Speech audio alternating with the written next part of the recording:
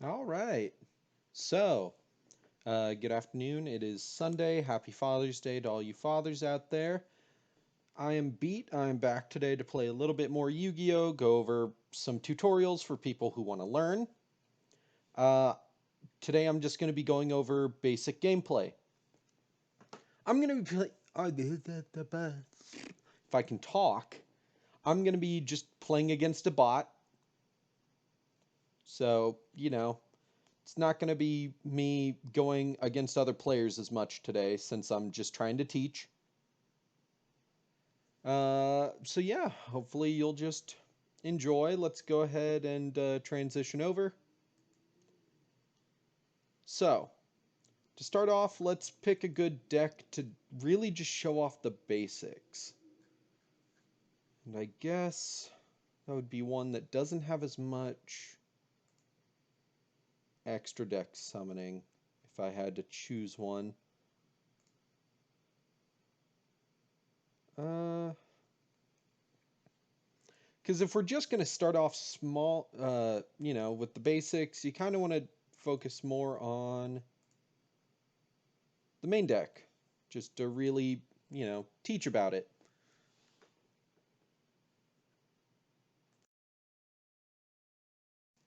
Sorry, had to cough. I've just been super phlegmy today because I haven't really had enough water.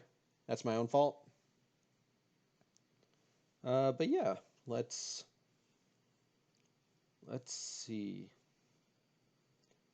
So I like this one because it can definitely do that, but I think I have others that would work better.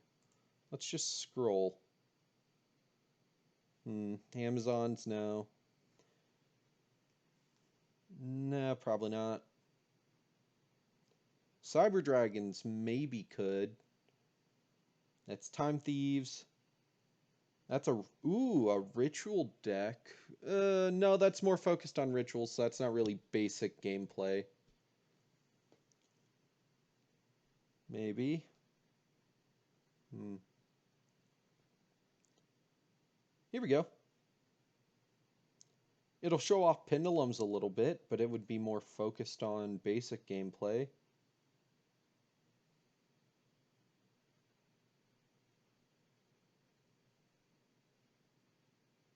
Actually, you know what?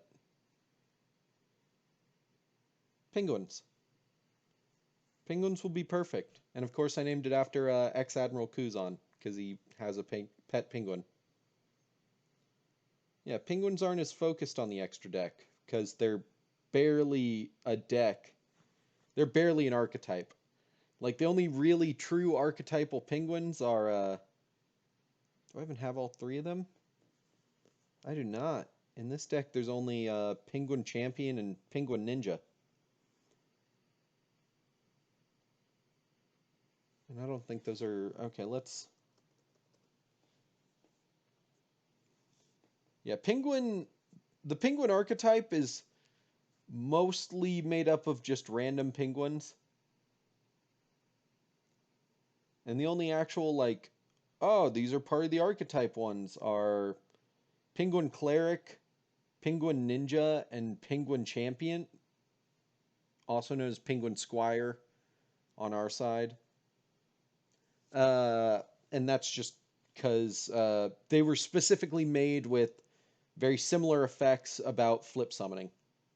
And there are plenty of other penguins with flip effects, but those three were made with it most in mind.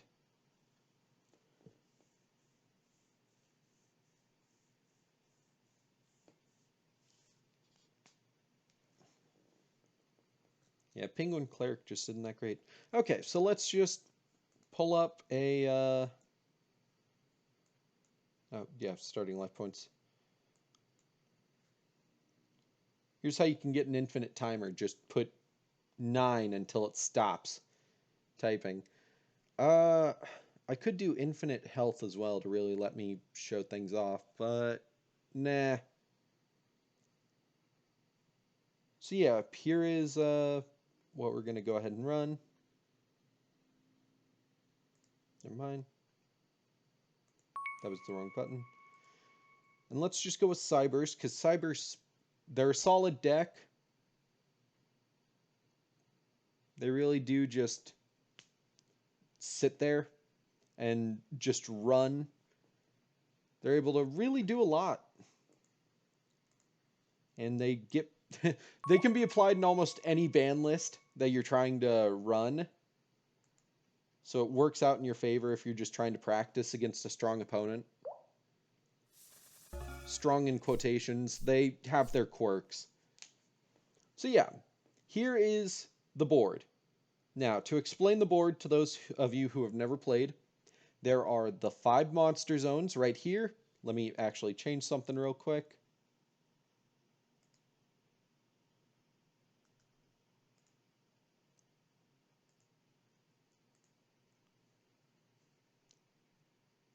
Hopefully you can see my mouse now. Maybe, maybe not. So yeah. But oh well, because you'll be able to see the areas I'm highlighting. So there are the 5 monster zones, all right here at the top of your side of the board. Shared between the 2 boards are the 2 extra monster zones.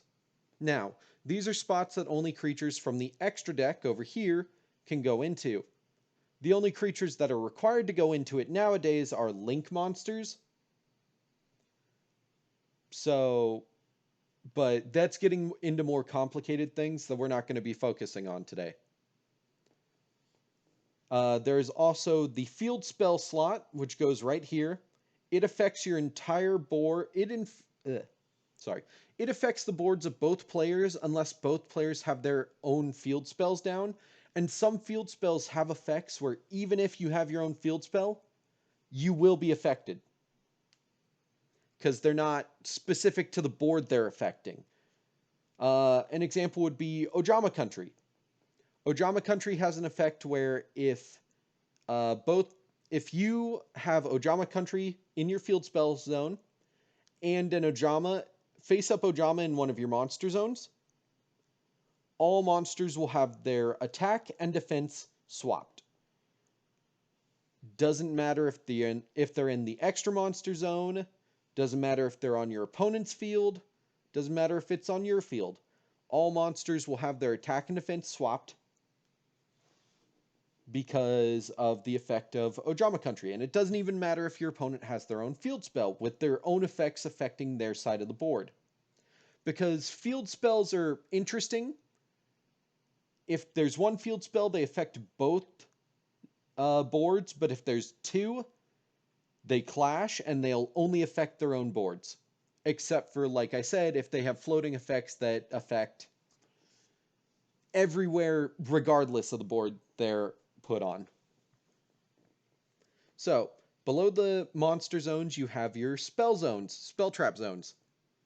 These are where all of your spells and traps, like here I have these, would go. And then, in those spell trap zones are the pendulum zones. If you have pendulum monsters, they can either be summoned, or they can be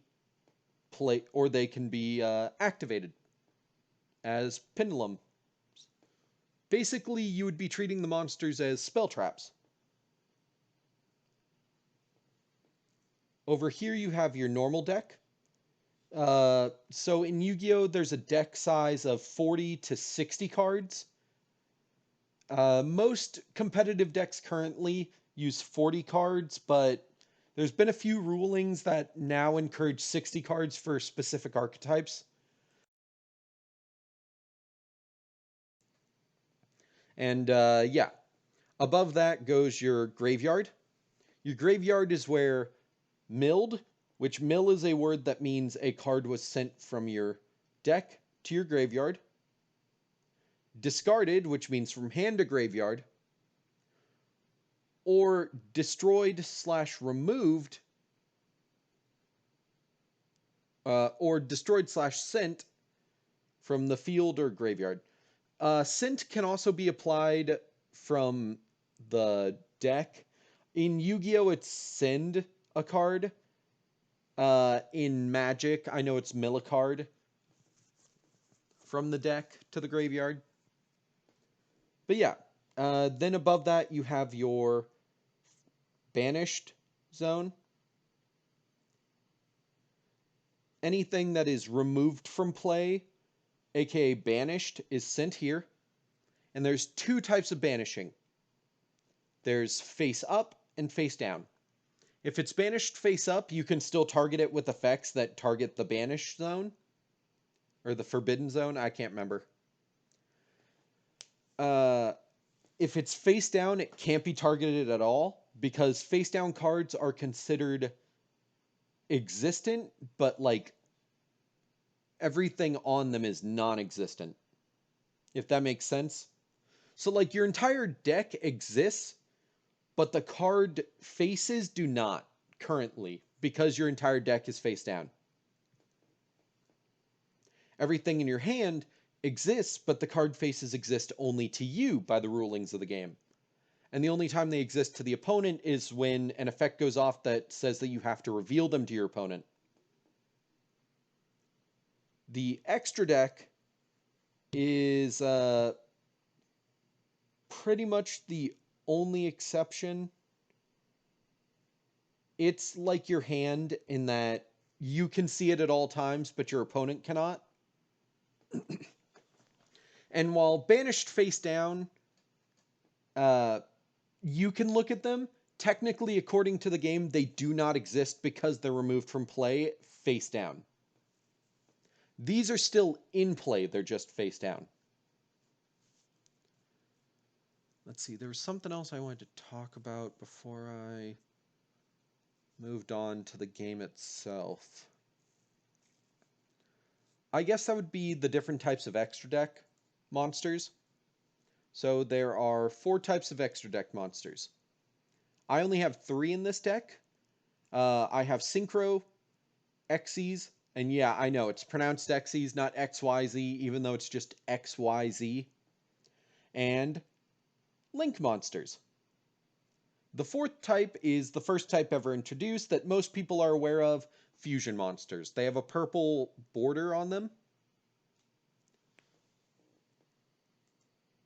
Those are the 4 extra deck monsters. They each have their own properties that I will go in more in depth on in their own individual streams where I really explore them. For now, let's go ahead and talk about the gameplay. So for the gameplay, to start out, you play rock, paper, scissors to decide who goes first and who goes second. The person who wins rock, paper, scissors gets to make that decision on if they want to go first or not. Then, to play your turn, you can either normal summon or special summon, and you can play spell trap cards. So to normal summon, you if I had a level 1 through 4 monster I could normal summon right now. Normal summoning has one big condition on it. You cannot normal summon more than once unless you have spell, trap, or monster effects that say otherwise. So per turn, you can normal summon once. Special summoning has no limit on how many times you can do it per turn. However, there's normally a lot of cost involved to it. So like if you want to special summon, I think the lowest cost is that you have to either reveal something in your hand or already have something on the field or in the graveyard. And then like the highest cost is normally tributing to special summon. And all extra deck summoning is considered special summoning. So you can do that as many times per turn as you want.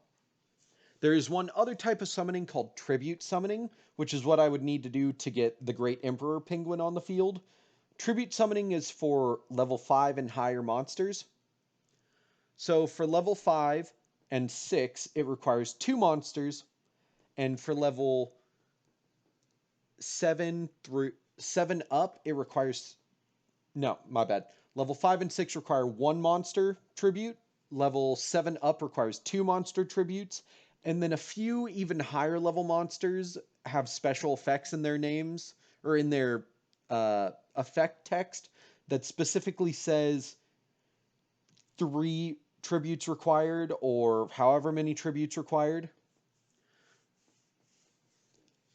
I do know some special summoning has really high costs. Like there's an Exodia card that specifically requires that you send everything in your graveyard back into your deck. And that sounds like it's really good. But your graveyard is basically your second hand. To lose your graveyard back into your deck, it's like imagine you're making a model and you go and take all the pieces off and you set them so you have the model sheets, which would be your hand, and then you have the pieces of the model that are taken out of the model sheets but not assembled yet. That would be your graveyard.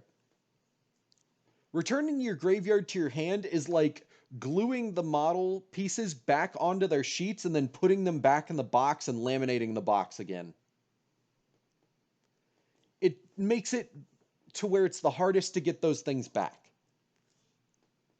And then banishing them face down is basically taking either pieces from the model sheet or pieces that you've already removed from the model sheet and burning them. Just melting them away to unusable goop. Banishing them face up would be just tossing them in the garbage. It's a little harder to go retrieve them, but you can still go retrieve them. It's a weird analogy, I know, but if I hope it makes sense for people out there. I don't actually make models. That just popped into my head.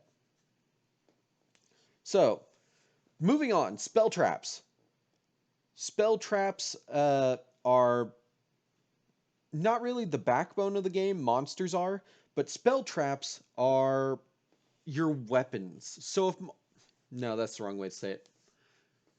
If monsters are your weapons, then spell traps are your how about this? Monsters are a sword and shield while spell traps are your archers that support you. Spell traps are really important. They can make or break a game for you. Example, Torrential Tribute, very powerful card. As soon as something is summoned, destroy all monsters on the field. It's very powerful because it just wipes the field no matter what, unless it's negated, which can happen. That can also be not beneficial to you, but generally it's more beneficial to wipe your opponent's field than to keep your own field safe. Traps have to be placed down on the field face down before they can be used. I will demonstrate. I will set the card there. Now, during this first turn that I've set this card, I cannot use it. It is dead to me until my opponent's turn.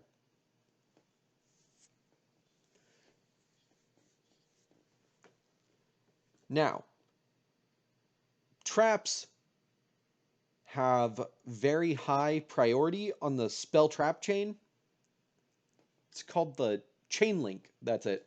So Yu-Gi-Oh! While Magic has a casting order, spell speed basically, Yu-Gi-Oh! Has the chain. To explain the chain, there's different types of speeds that things go through. If you know Magic, you understand this immediately.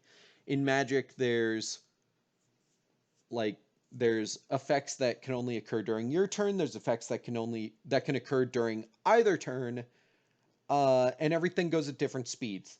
If something can only occur on your turn, it is at the lowest speed.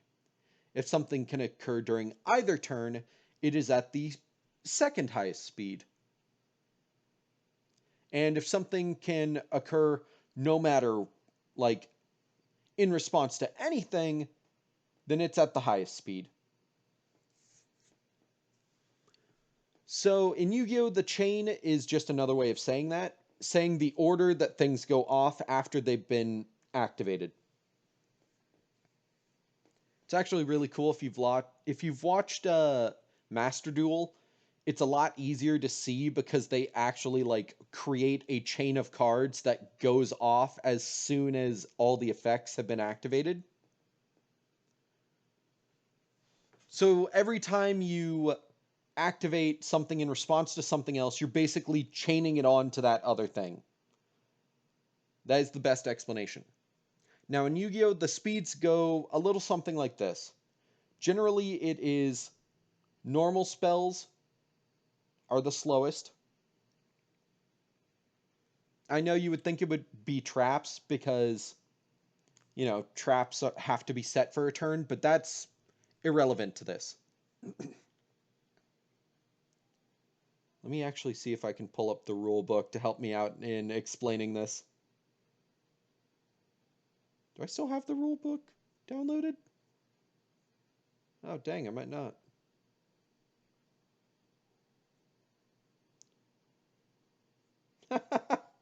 I'm so intelligent sometimes, I swear. Yu-Gi-Oh! Rule book. You can get the rule book anywhere that you would be able to get like a starter pack or a structure deck, because it's packed in every single one of those. So if you ever need to get a rule book, feel free to buy one of those, or even just see if your local card shop has extras. Let's see. Link summoning, Xyz, blah blah blah. Spell and trap cards. I need the speed. Here we go. What is a chain? And spell speed. So, there are 3 spell speeds. There's spell speed 1, which is normal spells, equip spells, continuous spells, field spells, and ritual spells, as well as effect monsters effects, ignition, trigger, and flip effects that are on effect monsters. There is spell speed 2, which is traps, normal and continuous, quick play spells, and effect monsters quick effects. And then there's spell speed 3, counter traps. Now, each of those speeds can only be countered by an equivalent or higher speed. So you cannot respond to the activation of a trap with a normal spell or an equip spell. But you can respond to the activation of a quick play spell with a trap or a counter trap. And finally, counter traps can only be responded to with counter traps. That's just the way counter traps are. They are the fastest spell speed in all of Yu-Gi-Oh! Nothing else can beat them. And then, to explain the order of the chain, so say you activate a monster effect and I respond, my activation would go first since I responded the latest. Since you're always responding and never activating, since in a chain you're always responding to a previous effect, the response would come first once the chain is finally set off. It's like setting up dominoes.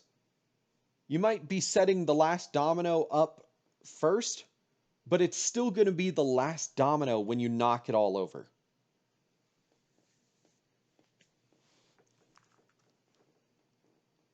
Now let's see about... I guess I should also explain life points.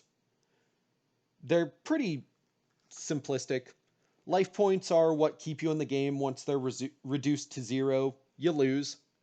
If your deck is reduced to 0 and you have to try and draw a card, you lose. So you can have 0 cards in your deck and still win the game, but next time you try to draw, you will be disqualified and lose. There are also other things like Exodia, which when you have all 5 pieces of Exodia in your hand, you automatically win the game. Or, I think it's like Lucky Slot 7 or something like that. 7, 7, 7, Yu-Gi-Oh!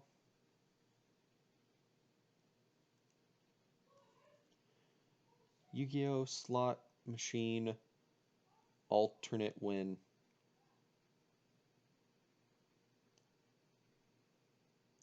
Win condition. So win conditions are pretty pretty easy to explain. You win by reducing your opponent's life points to 0. Some alternate win conditions are exactly what they sound like.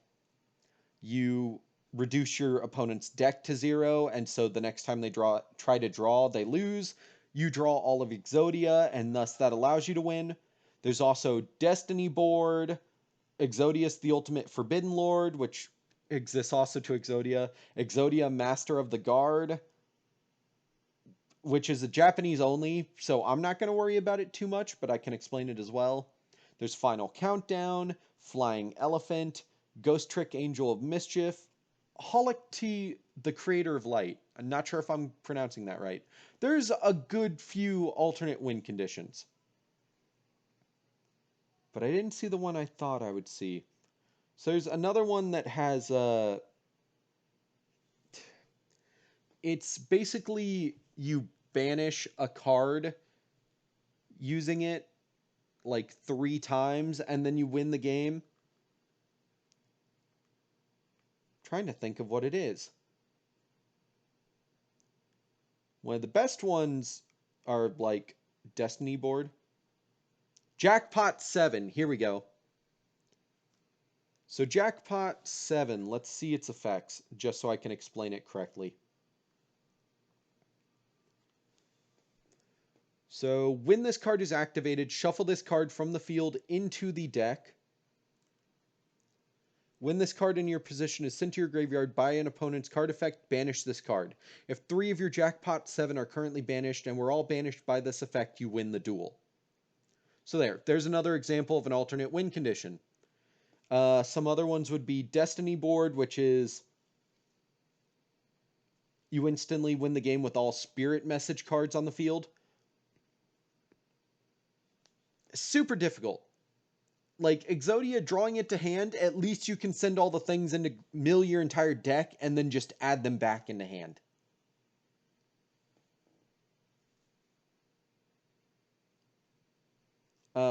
Destiny Board, if any of the things is sent to the graveyard or while you're trying to set it up, all of them get sent to the graveyard. So Destiny Board sucks to try and do. For Exodius, the Ultimate Forbidden Lord, if I remember correctly, it's once you get all 5 pieces of Exodia in the graveyard, you win.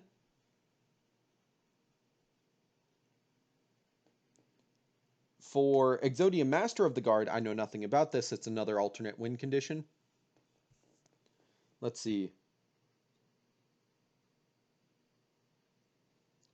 He requires 5 tributes to summon him on the field. And then you have to destroy a Dark Fiend monster to win the game.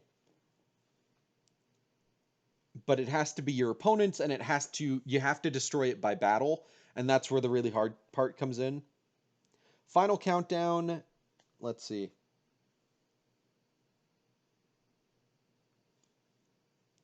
So for Final Countdown, you just have to stall the game out and have 20 turns go by. Ah.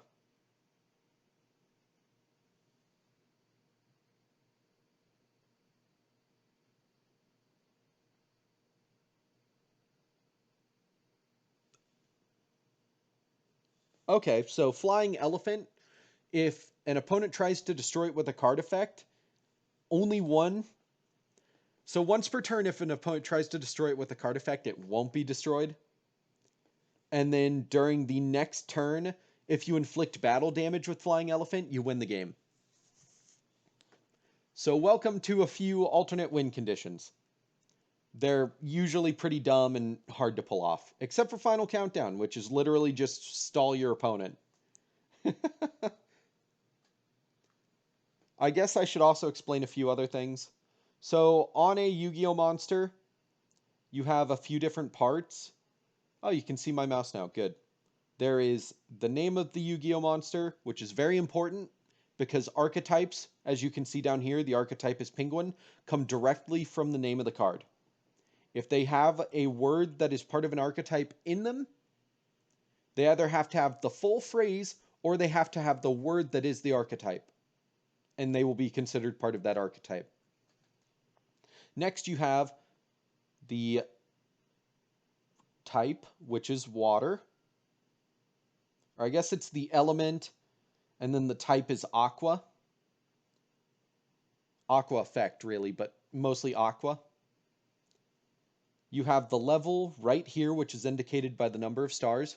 Very important for normal and tribute summoning, as well as a lot of special summoning. We'll get into that once we more get into extra deck stuff. You have the card effect right here, and then you have the attack and the defense. Monsters can be summoned either, well, monsters can either be normal summoned in attack position, normal set in defense position, or special summoned in attack or defense. If your attack is higher than your opponent's attack, and they're both in attack position, you inflict the extra damage onto your opponent's life points. If the opponent's monster is in defense position and you have higher attack, you destroy it. If the opponent's monster is in defense position and you have a lower attack, I always fucking forget this. I can't remember if it actually like sends the damage back onto you when they're in defense position. Damage step rules. Here we go.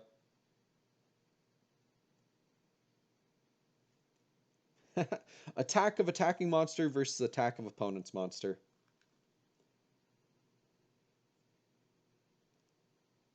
And then attack versus defense.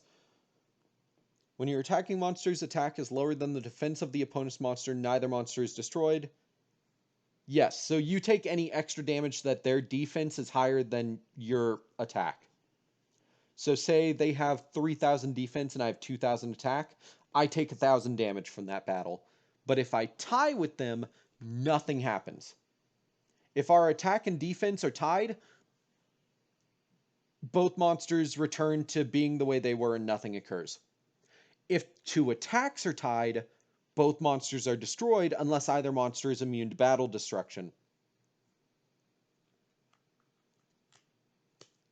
I guess we should then go on to different types of monsters. So in the main deck, there's also ritual summoning, which we'll get into on its own as well.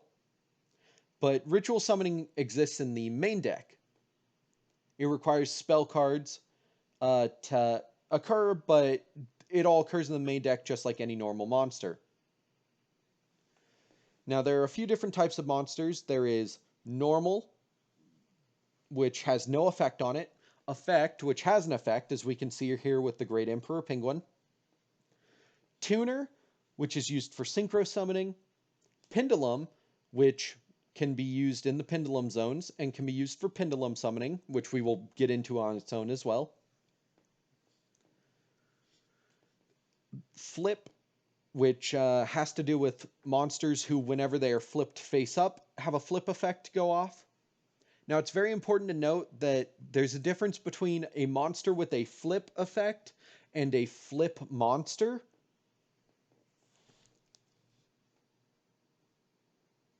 Because there are monsters that have flip effects that are not flip monsters. I know that's kind of weird and confusing.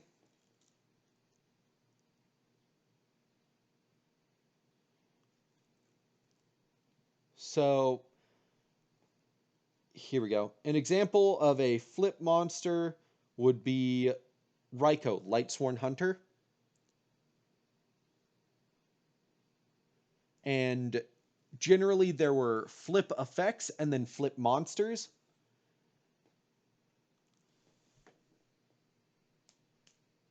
A flip effect is a type of trigger effect that is preceded by flip, which is when you take a monster and take it from being set in defense position to being either face-up attack position or face-up defense position. You can only flip summon into face-up attack position. That is very important to note. But if someone attacks your face-down defense position it will be flipped summon into face up defense. That is, of course, unless it has an effect that either changes it to defense position or allows it to be flip summoned into defense position. The second one pretty rare. The first one also pretty rare, but I know a card. It's like Battle Master or something like that.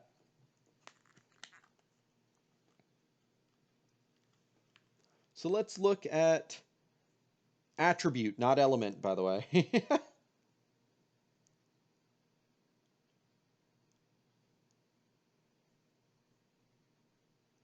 There are also different types of effects. There's continuous effects, which are, as long as the card is on the field, active while the monster card is face up on the field. So, for example, this card is immune to battle destruction, is a continuous effect. An ignition effect, which requires that you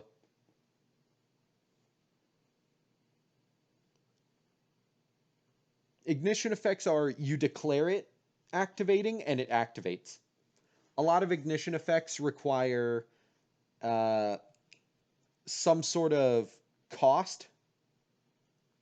For example, tribute this card and you can destroy something, or tribute another card and you can destroy something, or discard a card and you can destroy something. Those are common examples. There's quick effects, which are monster effects that can activate during your opponent's turn or in response to other things. And it's important to remember that during your opponent's turn, you can only respond. You cannot just activate. There are trigger effects which occur either during if or when. It's very important on if it's if or when. When effects have to go off as soon as their trigger is activated. If they do not go off when their trigger activates, they do not go off at all. So if your card says, when this card is summoned, draw a card, if your opponent responds to that card in any way, or you respond to that card in any way, the effect will not go off. That's very important to remember on win cards. If you have a card that says, if this card is summoned, draw a card, no matter what, that effect will go off because you activated its trigger. It's like having well, there's not really an easy way to come up with a analogy for this. An analogy. Wind effects are like throwing a baseball, I guess.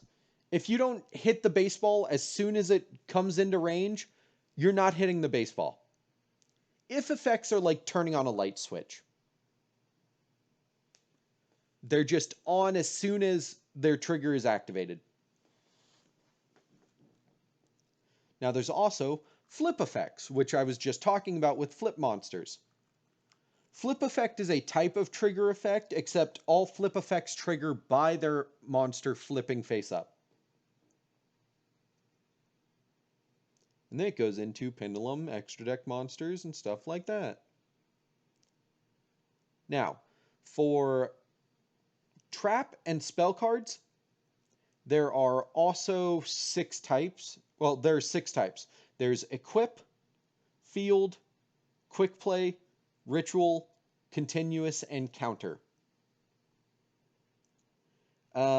Equip, field, or equip, continuous, and counter are the ones that can apply to either spell or trap. Ritual is mostly a spell thing.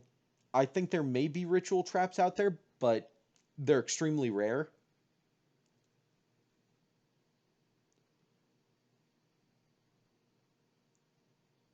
Yeah, rituals are only spells. Counter is only traps, I meant to say. So continuous and... yeah, traps might not even get equip.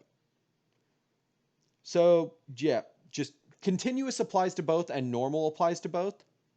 Normal does not have an icon, but there are a few different icons that you can see on them. Here we have a continuous spell because of the infinity symbol next to the spell card, next to where it says spell card. Then we have a normal spell because there's no icon, and a normal trap. Counter traps have a little arrow. It basically does this thing where it kind of looks like that, and then it points that way. So it's like just a little curve with an arrow on the end over here. There's also equip spells, which have a cross as their symbol. It's pretty much just a plus sign. There's field spells, which look more like a four-pronged throwing star. There's ritual spells, which have a little basin with a fire in it. And then there's quick play spells, which have a lightning bolt.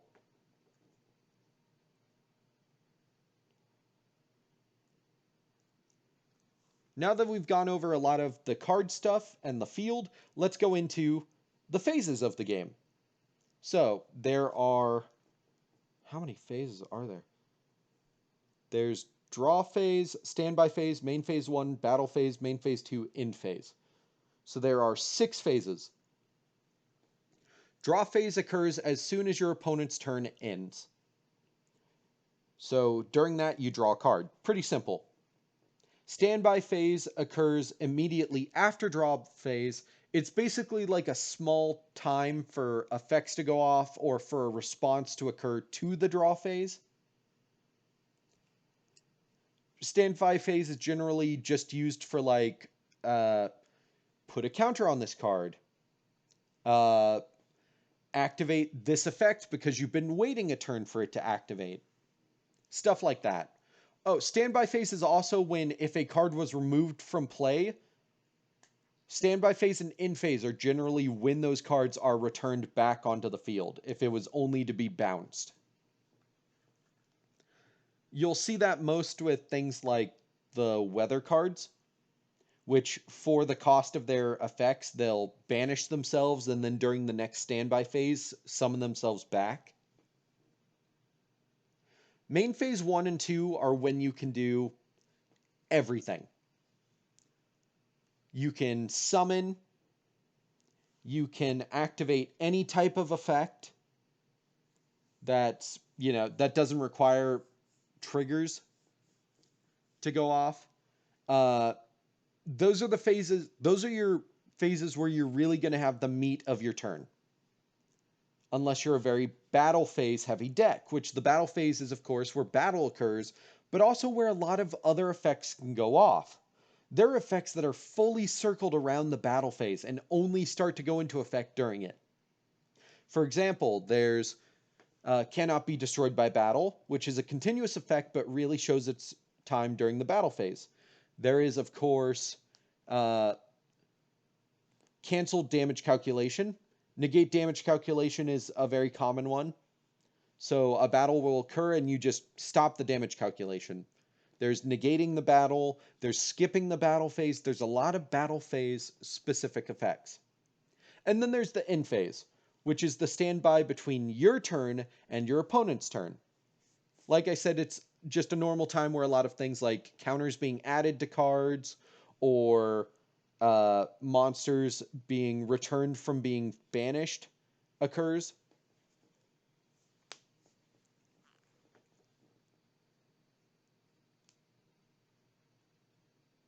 The damage step I mentioned, the damage step is when damage calculation occurs.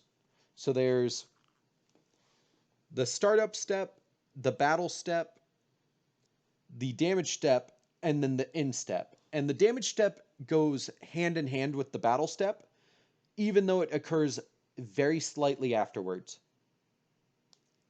So the battle step comes right after you declare the attack. It is when the monsters clash. And then the damage step occurs where all the calculations are done. It goes back to the battle step, and then the end step occurs where destruction is done.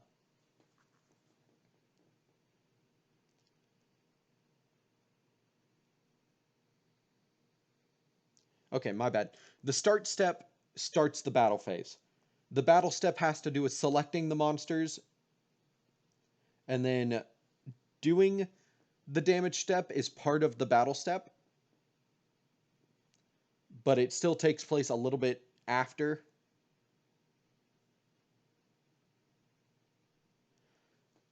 So it's kind of like start step, damage step, battle step, end step.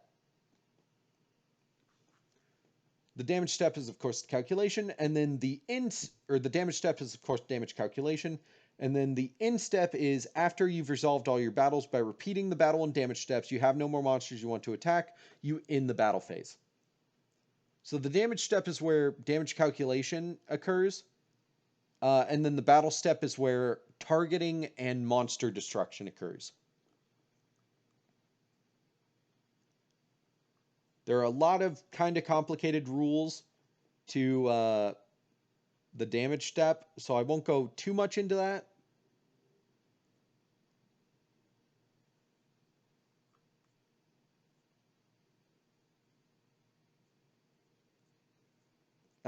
And I guess let's just play a game and I can demonstrate.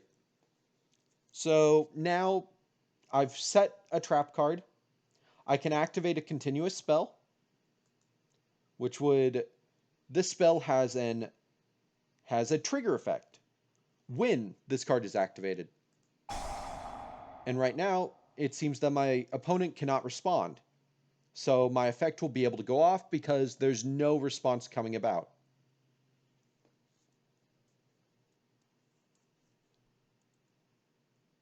Let's go ahead and add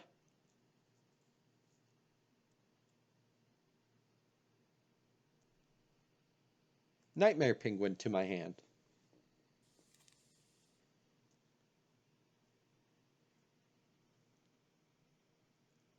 And then let's activate Fury of Kairyu-Shin.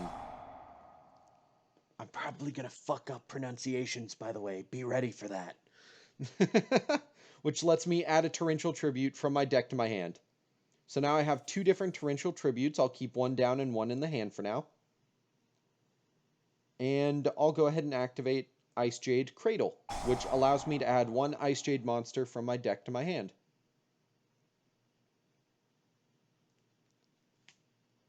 Monster from your hand to the graveyard, draw one card.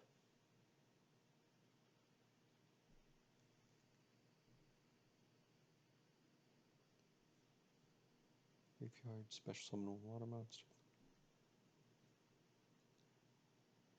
Here we go. Let's go with you. And now I can activate a monster effect to special summon the Great Emperor Penguin in attack position.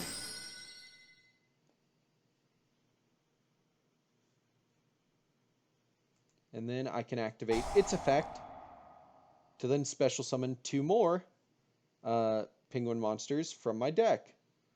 Let's go with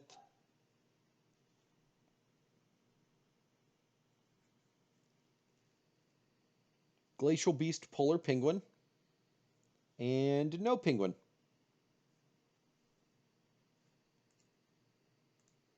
Defense position and defense position. Penguins are not very powerful. I'll say that now. Now let's normal set Nightmare Penguin, because Nightmare Penguin has a flip effect, even though it's not a flip monster. And that is specifically because it does not have flip in all capital letters in its effect. That is what determines if it's a flip monster or not. It just has when this card is flipped face up. So it's not a flip monster.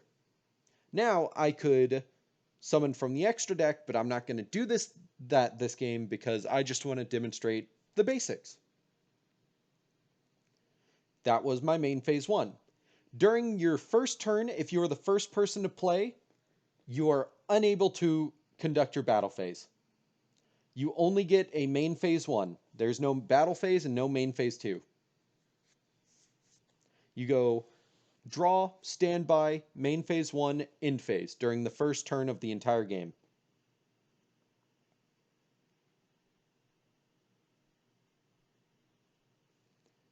This also is very useful for synchro summoning because of its secondary effect that lets me increase and decrease levels, but we'll get more into that when we get to synchro summoning. And XE summoning involves levels as well. It's all a little complicated. Here you see, they special summoned. No, I don't want a torrential tribute just yet. No, thank you. Here they're activating a monster effect by paying 1,000 life points, so they can special summon from their hand again.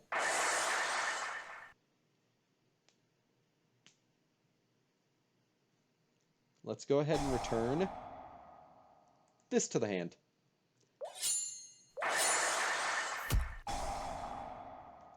Let's return Rom Claudia to the hand. And then I'm able to special summon back No Penguin. Wait, why are their monsters banishing?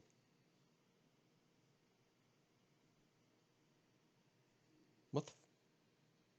Wait, I'm so confused. Am I actually...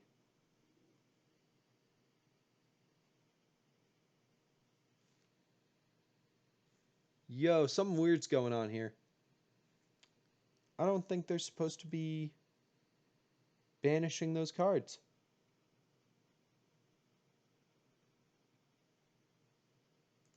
Normally when things are returned to the hand, they just literally go back to the hand. They're not banished.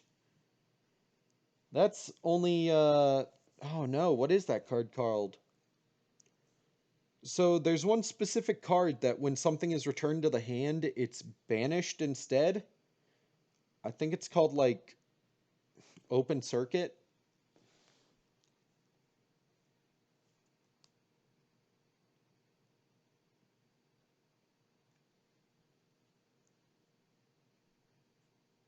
Images. Degenerate Circuit. Here we go. The controller of this card pays 500 life points. During each of their standby phases, monster cards that would be returned from the field to the hand are removed from play instead. Obviously, I don't have that active right now, so I don't know why everything is being banished.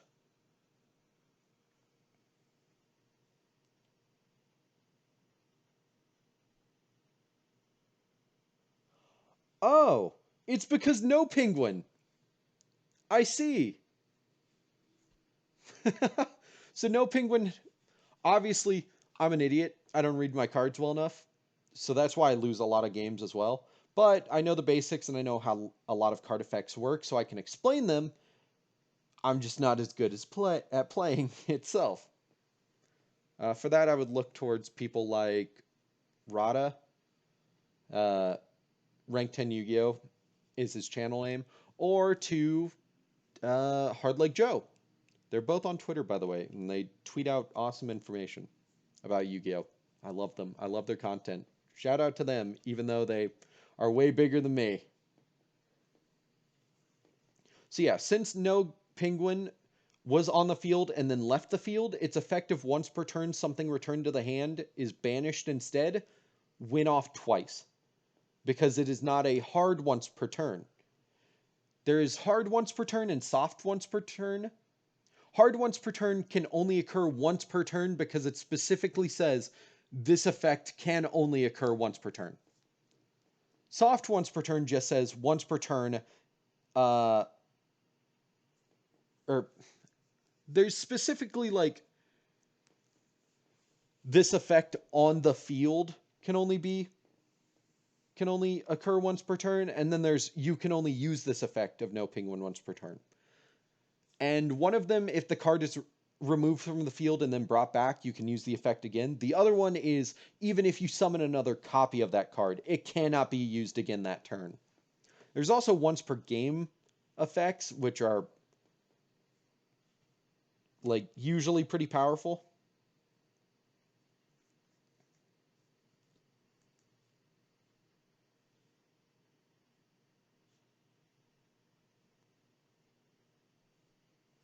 we go.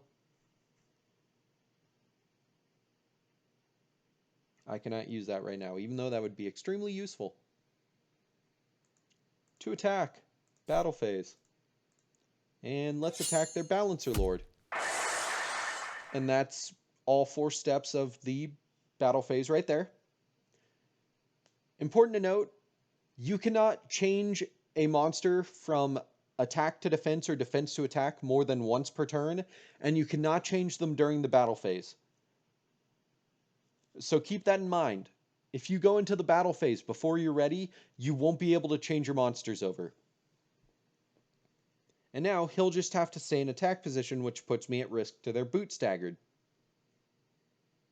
So let's go to the end phase.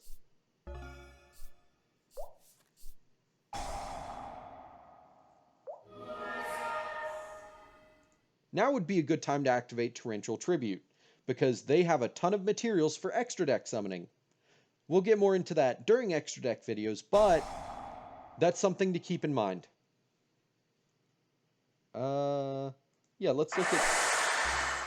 Oh, I see. Nice.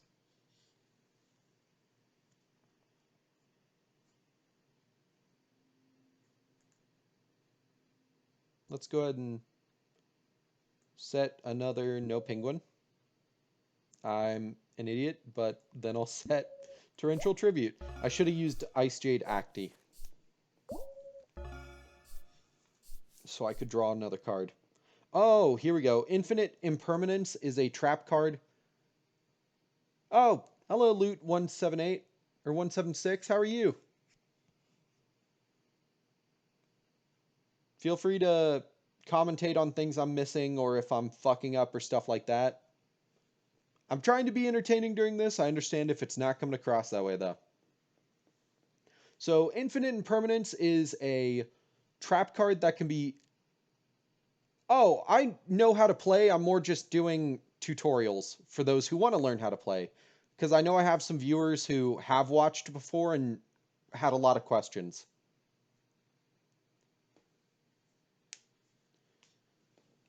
Infinite Impermanence is a trap card that can be activated from the hand, but it has better effects when you don't activate from the hand. It's one of those special exceptions to the rule that all traps are activated after being set for a turn. This is just good practice for me as well, though, because, you know, I'm a little slow. That's awesome. I've only been playing since college, so like 4-ish years.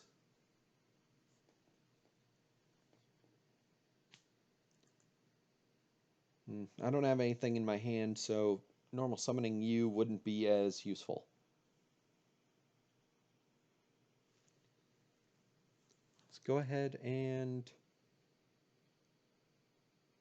Let's see how big their monster is. Nice, okay. In phase.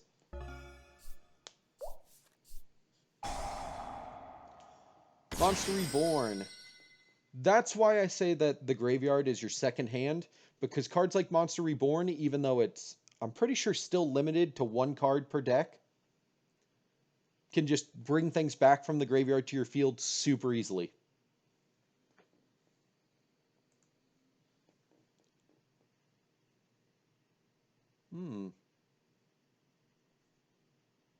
Let's go ahead and use you to negate its effects, and let's not Torrential Tribute just yet. No. Now would be a good time to Torrential Tribute. Oh, how do you play an AI? So this is YGO Pro, or EDO Pro. To play an AI, you would, in the main menu, go to the Land plus AI menu, and then you hit the Host button, and you can select from an AI. Depending on the ban list and whether you choose like TCG or OCG, you might not be able to play every AI because, you know, a lot of the AI have banned or limited cards and are more made for specific ban lists and stuff like that. But yeah, it's super useful for practice and for just stuff like this where I can just show off things and help people learn. Now let's activate Ice Jade. Special summon from the hand.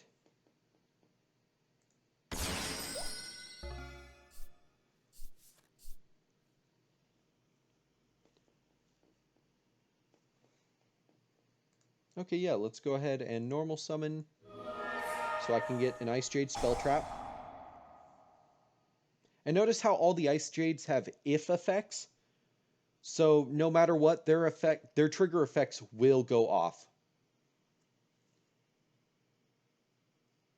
Here we go. Here's a field spell.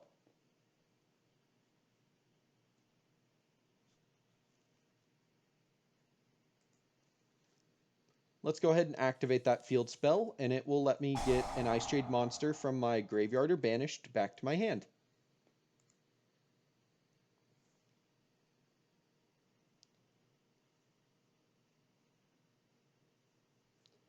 And then, once per turn, if a monster is normal or special summoned, except during the damage step, you can target one monster.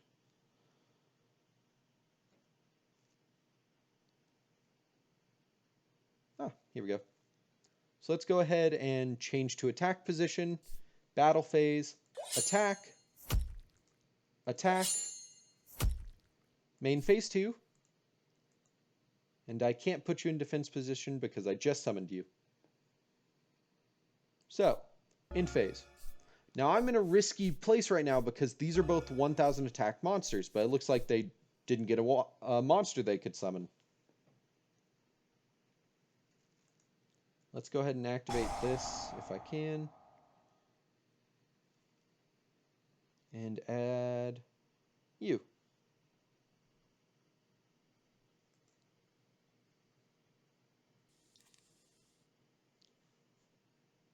Lost Jade is on the field. Monster your opponent controls can only activate their effects when the turn they are summoned. So yeah, here's a really good continuous effect, as well as a really big monster that I could either tribute summon for these two monsters, or I could just special summon it for way easier because I have my field spell out on the field. So let's go ahead and special summon it here in defense position.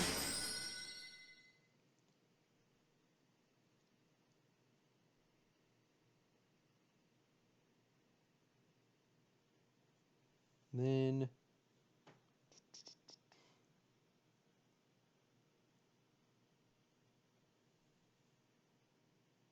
you. When this card, if monster's normal or special summoned, you can target one water monster you control. That monster along with any face-up monster you're playing currently. No, let's not activate that because my opponent doesn't have any monsters. To defense.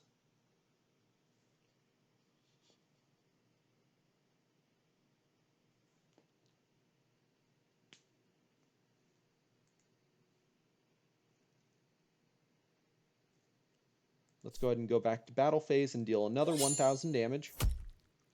Now, real quick, there's a few Yu-Gi-Oh terms that are kind of important to know, just so that you can understand the context of watching other people play or watching videos about people like commentating over things. A Garnet is a card that's useless in the hand. You only want it in the deck. This came about because of Gymnite Garnet, which was super useful for fusion summoning, but only when it was in the deck. In your hand, it did nothing for you because you didn't want it in your hand. You just wanted to play the fusion spell and use it from the deck. There's also bricking. When you brick, that's just a card term in general. You draw a card and you can't use it. So bricking can devastate you. And it seems like that's what my opponent did their last turn. So let's go to main phase 2. And in my turn.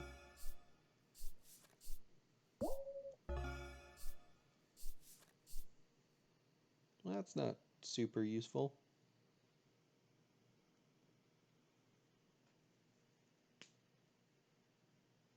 Oh well.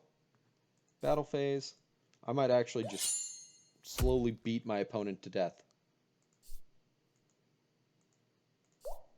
which would be kind of funny, but it happens.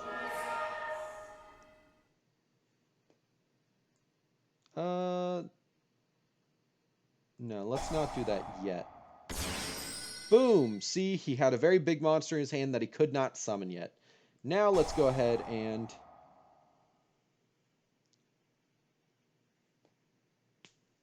You...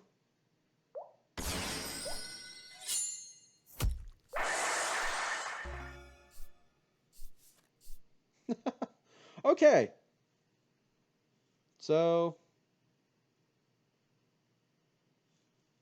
that happened super quick. I believe what happened was, since I activated this effect...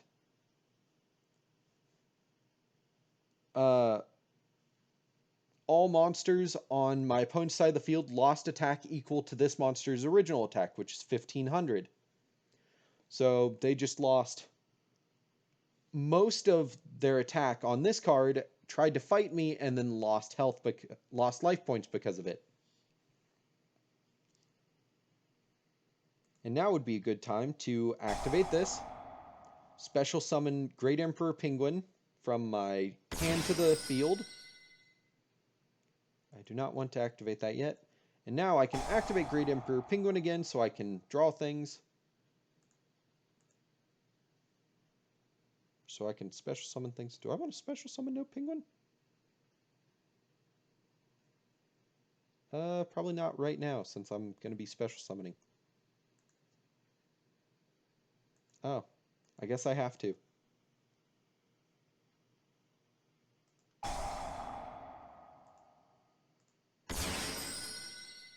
Never mind, I have to summon.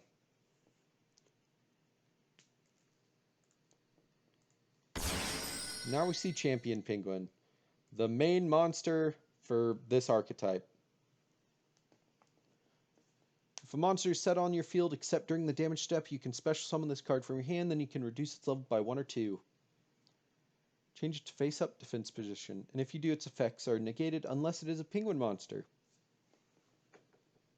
Yeah, super useful. Not very big, though, because this deck doesn't really have anything that big. And now I can go ahead and beat my opponent to death, slowly but surely. There we go. It is important to note... yeah, I guess I could duel. Let me change a setting real quick.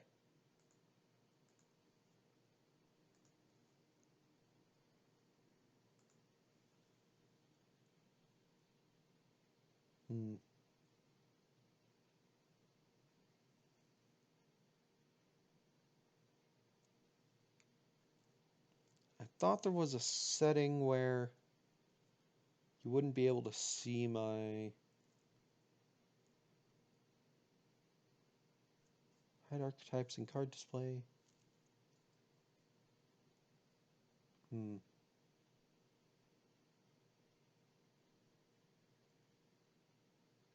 Oh, that's only in replays. Yeah, I'd be down to play. You have to promise not to cheat, though.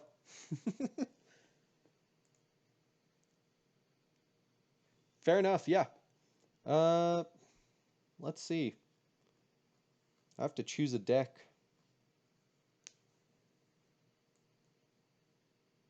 I guess let's go with this one. So I'm going to be in EU Central Casual. I'll go ahead and set it to pre-release, Forbidden List, Current, or I'll just say Forbidden List. Host.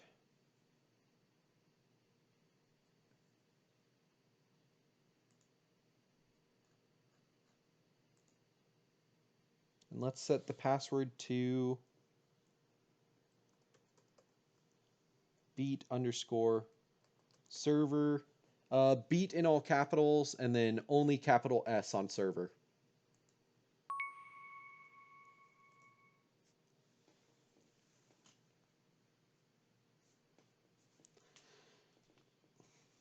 I'll warn you now, I'm not a very good player. I'm a little slow in the head, and so it's a little hard for me to think past a few moves ahead. So just, you know, I probably won't be going pro anytime soon. Let's go with you. Cool. I guess I'll go first then. Hmm.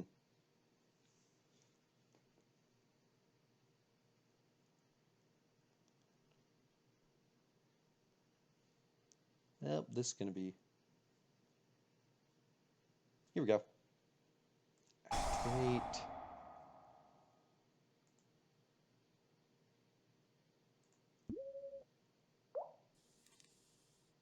Yeah, I actually just recently built a full Fluffle deck. And that cost me way too much money and took me way too much time. And now I'm working on some other decks.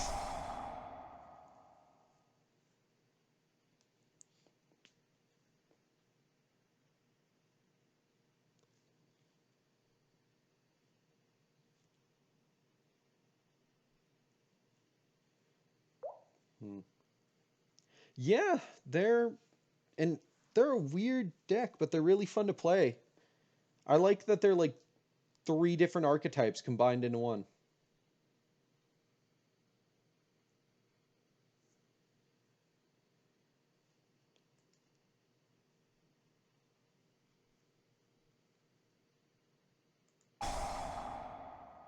Let's go with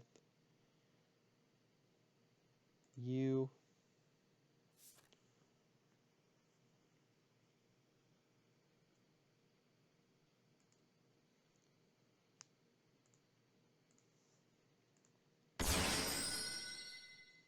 Hmm.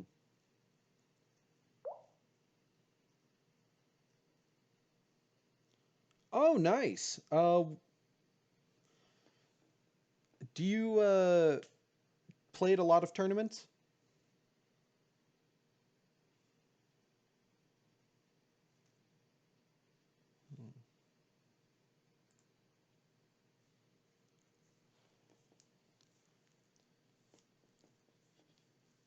Can't exactly do much else this turn.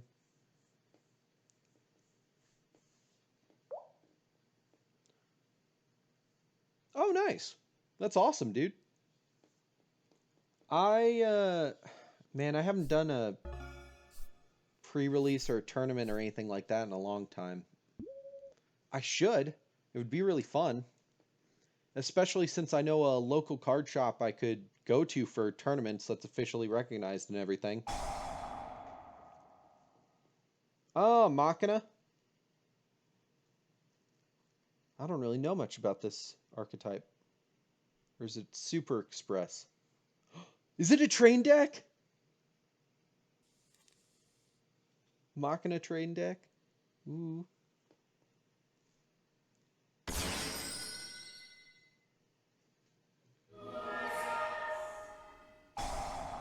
Uncless Bear. Add to your hand except by drawing it.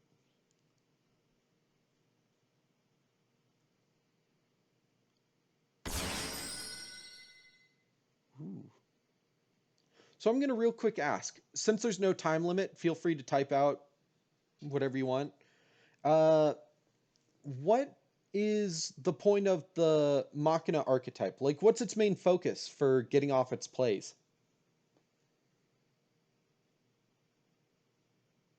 Because I can get an idea. Normal sunset.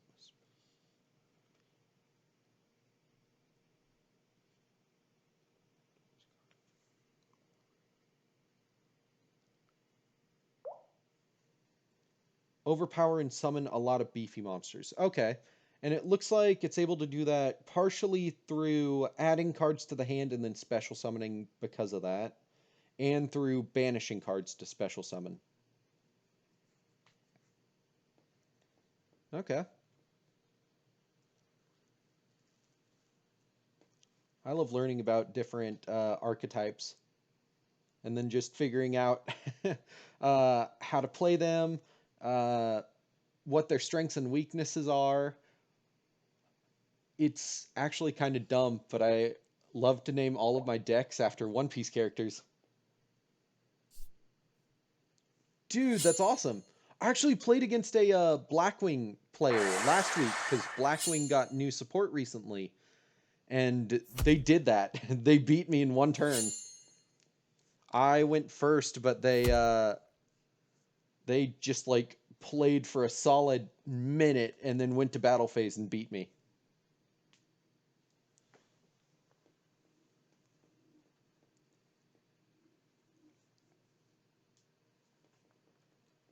Oh, but yeah, all of my decks are named after One Piece characters. Yeah, it really is.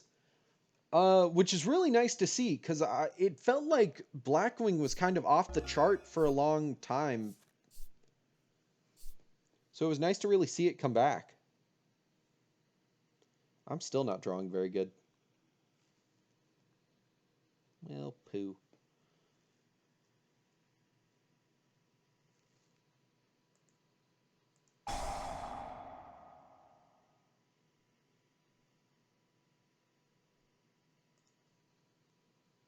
Come on, give me a good fluffle card. If it goes off. Something that'll let me fusion would be nice.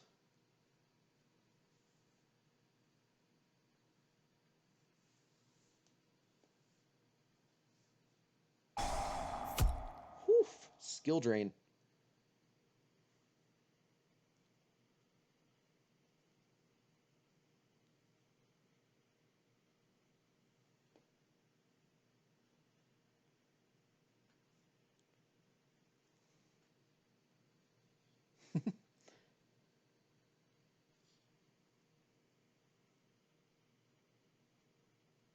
That's not going to be super useful for me to do right now.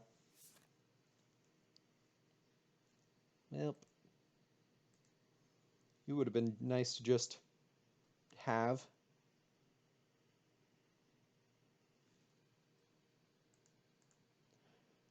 I have to say, I have such incredible luck with drawing things.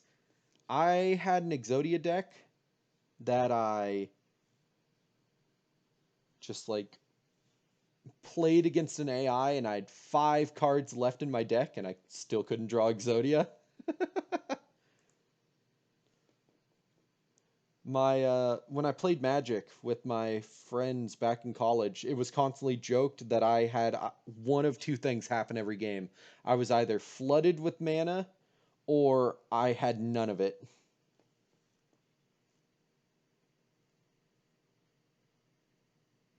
Hmm.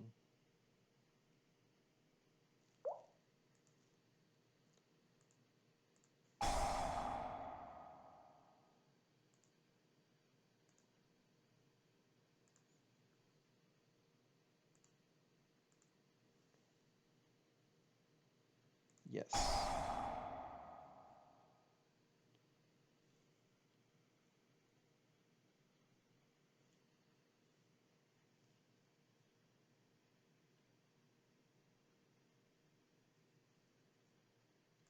Here we go. This will probably not work because of skill drain.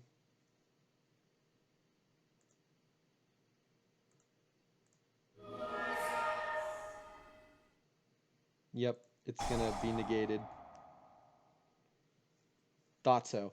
But I can at least do this.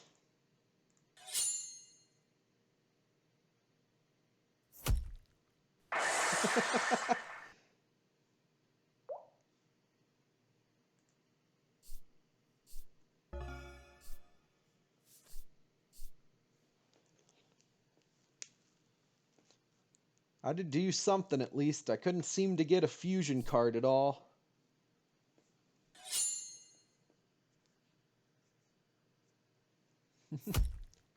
Good game.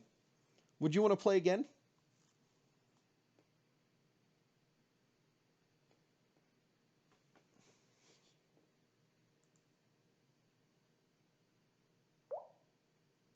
All right.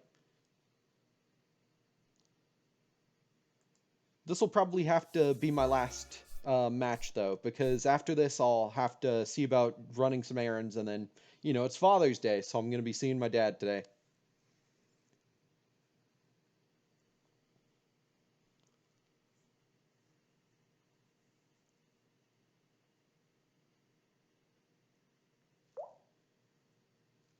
Yep.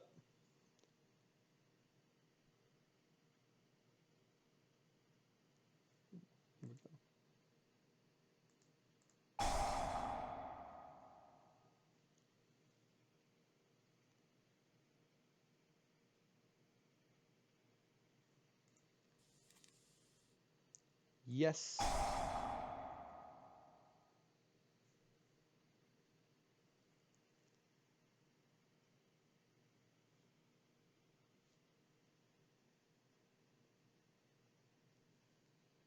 go with you. Activate.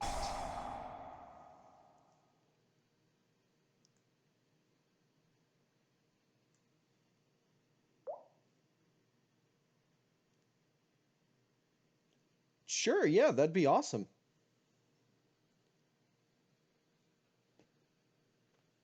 Uh, oh, if you want, I have a Discord in the link of my Twitch bio. Feel free to join that for like a moment and stay if you want to. I just know some people aren't really interested in Discord. And you can send me the file and I can look at it.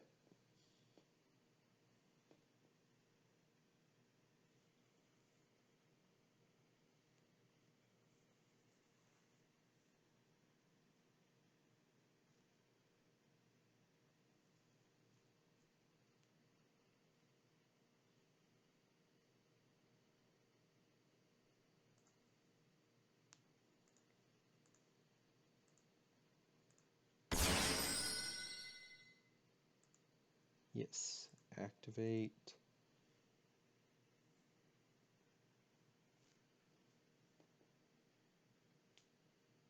You and you, both in the graveyard. Let's discard.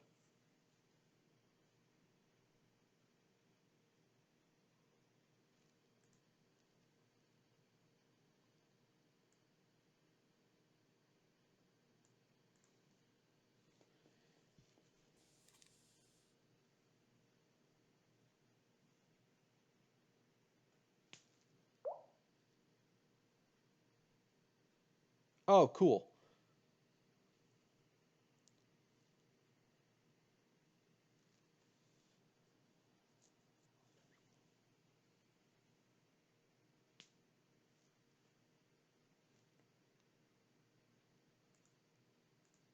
Activate.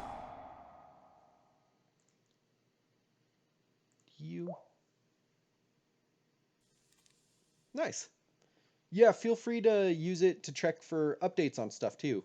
I'm actually making t-shirts because a while ago now, I lost a bet and the condition for me losing that bet was that I had to design t-shirts off some funny things that the viewer chose that I had said during that stream. Let's go with you.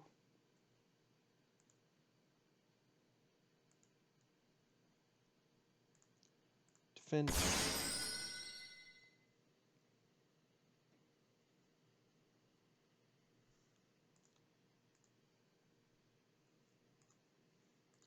And let's see.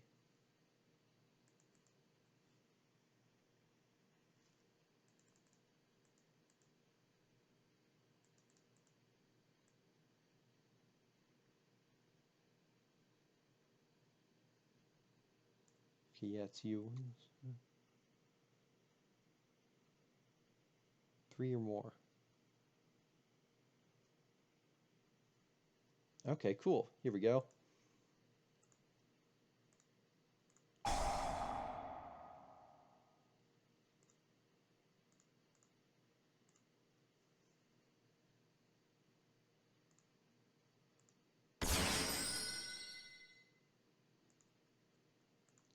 Activate. Special summon you back. And then...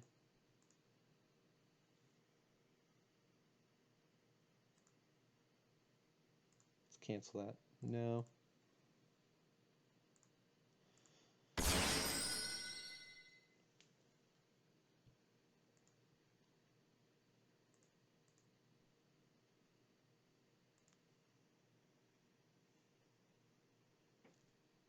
Yeah, that should be good. I've learned how to special summon a lot using Fluffles and Fright Furs, luckily. Because once I practice with the deck enough, I start to get a lot better with it, which makes me happy.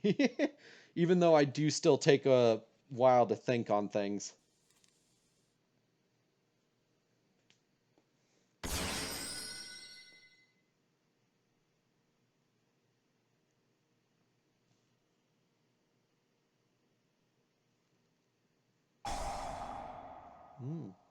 Here we go.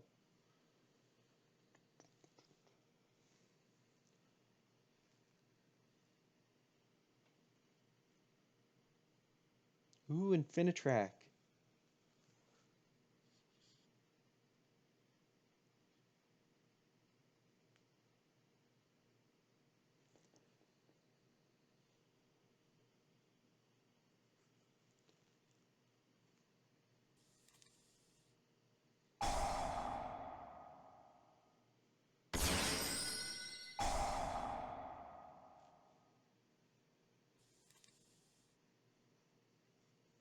Mm-hmm.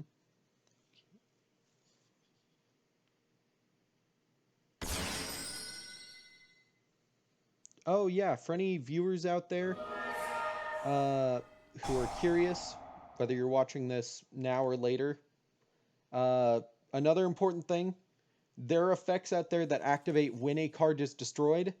If it is sent to the graveyard without destruction, those effects will not go off. That's very important to keep in mind for when you're learning Yu-Gi-Oh! I say that now because this video might will be going up on YouTube eventually.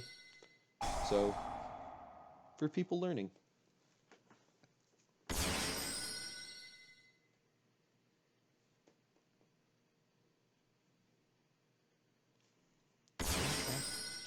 Trencher? Whew. Destroys an opponent's monster by battle. You can attach that monster to this card. Hmm.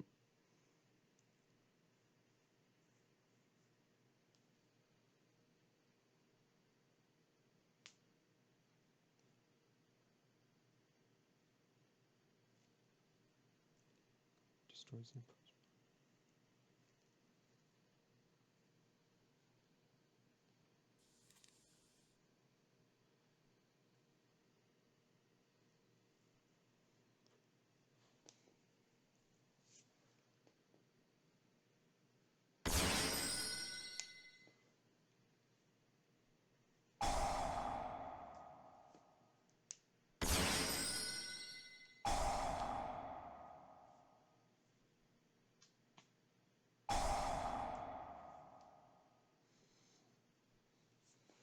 Hmm.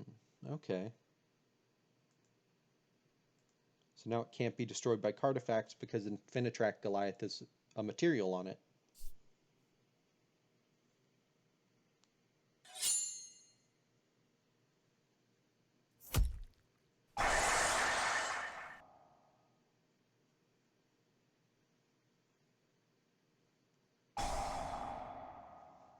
So you're going to use that by running into me to destroy one of my cards and special summon something else.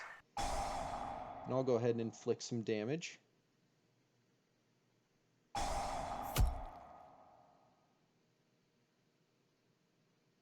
Ah, okay, I see.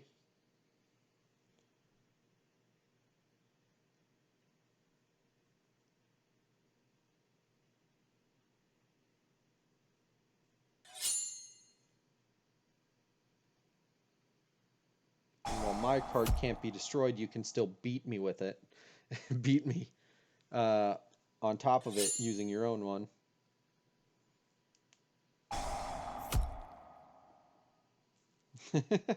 Smart, very smart. When I was still first learning, I had a duel where I completely forgot that I could still inflict battle damage to my opponent, and I was like, I've lost this duel. I resign. And that was a mistake, and everybody was like, that wasn't in a tournament, that was just with a friend, but he was like, oh, dude, you could have done this. I felt like an idiot for a while.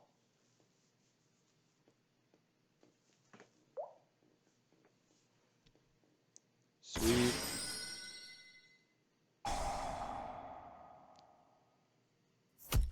Nice! That was awesome! But yeah, I'll have to go now, but feel free to send a message in the Discord so I can compare the Frightfur decks. And I'll see you guys later. Let's go ahead and transition this back over. Like I normally do when I sign off, I have a Discord in the bio, I have the YouTube in the bio, and I have my Twitter in the bio. Feel free to use those to keep up with updates or to contact me through the Discord. Most of my streams wind up. Snails pop. Oh, cool! New follower. That works. It went off. That's awesome. Most of my streams wind up as logged on my YouTube channel, so you can go back and watch those. And yeah, I'll see you guys next time. And thanks for the games. Good games. See you later.